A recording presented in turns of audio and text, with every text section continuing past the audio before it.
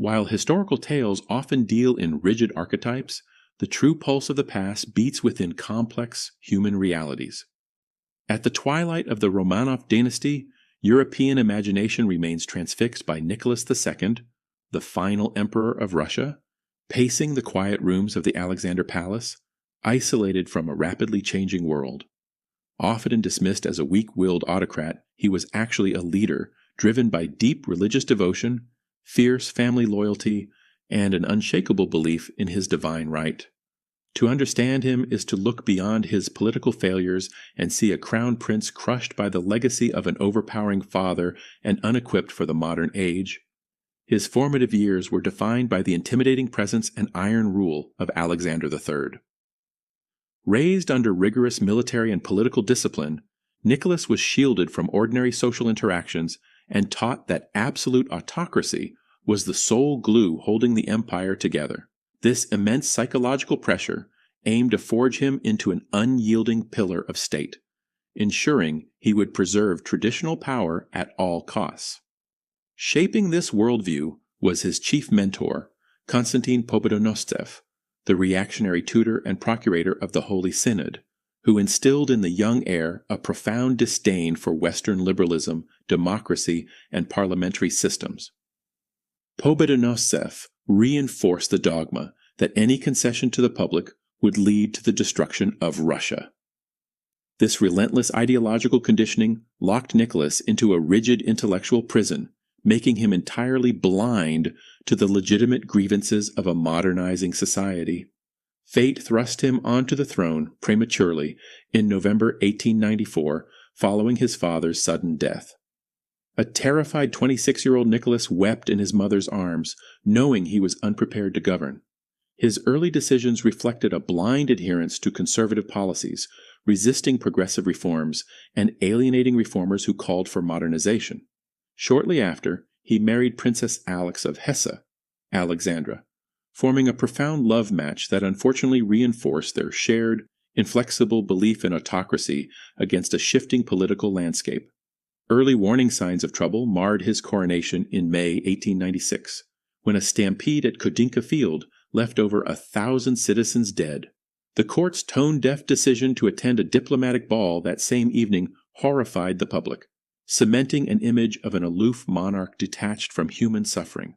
Meanwhile, rapid industrialization under finance ministers like Sergei Witte transformed Russia, creating an impoverished urban working class trapped in miserable conditions that Nicholas largely ignored. Beneath the glittering surface of the imperial capital, this explosive economic shift gave birth to a dangerous underground network of radical political movements. Marxist revolutionaries like Vladimir Lenin and socialist revolutionaries began agitating among the exploited factory workers and peasantry, weaponizing Marxist theory against an autocracy that refused to negotiate or adapt. Nicholas and his inner circle viewed these radical currents merely as criminal subversion to be crushed by police force rather than symptoms of deep systemic failure. This internal volatility exploded during the Russo-Japanese War of 1904, which ended in humiliating military disaster and shattered the myth of imperial invincibility. Tensions culminated on January 9, 1905, Bloody Sunday, when troops fired on a peaceful workers' petition march outside the Winter Palace, slaughtering hundreds. This massacre shattered the traditional image of the Tsar as a benevolent protector, turning petitioners into revolutionaries overnight. The resulting 1905 revolution forced Nicholas to issue the October Manifesto, promising a parliament, the State Duma, and basic civil rights. However, viewing the Duma as a threat to his sacred autocracy, he systematically neutered its authority, missing a crucial opportunity to transform Russia into a constitutional monarchy. Amidst these mounting storms, Nicholas found refuge in his close-knit family life at Tsarskoye Selo. Yet, domestic happiness was overshadowed by a heartbreaking secret. His only son, Tsarevich Alexei, suffered from severe hemophilia. The constant terror of losing him made Alexandra deeply vulnerable, opening the door for Grigory Rasputin, a Siberian mystic who seemingly stanched the boy's bleeding. Rasputin's scandalous sway over court appointments severely damaged the dynasty's moral authority.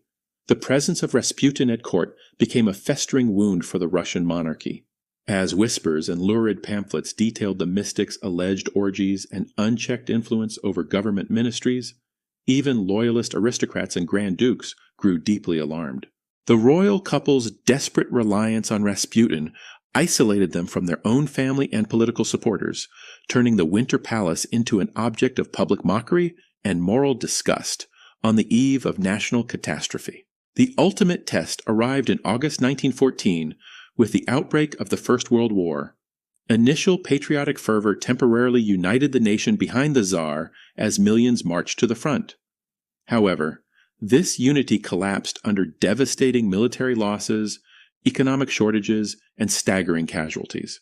In a fateful error in August 1915, Nicholas left the capital to assume personal supreme command at the front.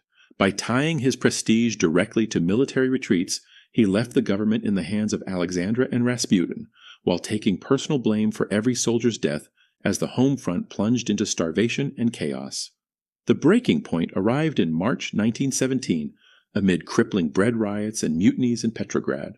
As the capital slipped entirely out of government control, regiments garrisoned in the city joined the striking workers rather than firing on them. Isolated on his imperial train and urged by his top generals to save the war effort, Nicholas signed his abdication manifesto, peacefully stepping away from power for both himself and his sick son. A swift descent into captivity followed. Initially placed under house arrest at the Alexander Palace, the former imperial family was moved to Siberia and finally to the ominous Ipatiev house in Yekaterinburg under Bolshevik guard, enduring months of psychological torment as civil war raged around them. Throughout his life and right up until his final days in captivity, Nicholas maintained a meticulous, almost bafflingly mundane, personal diary. In these daily journals, he recorded trivial details of the weather, his daily walks, and games of cards, even as empires collapsed and millions died around him. This psychological retreat into routine served as both a comforting shield against an overwhelming reality and a striking symptom of his profound detachment from the historical storm he was failing to steer.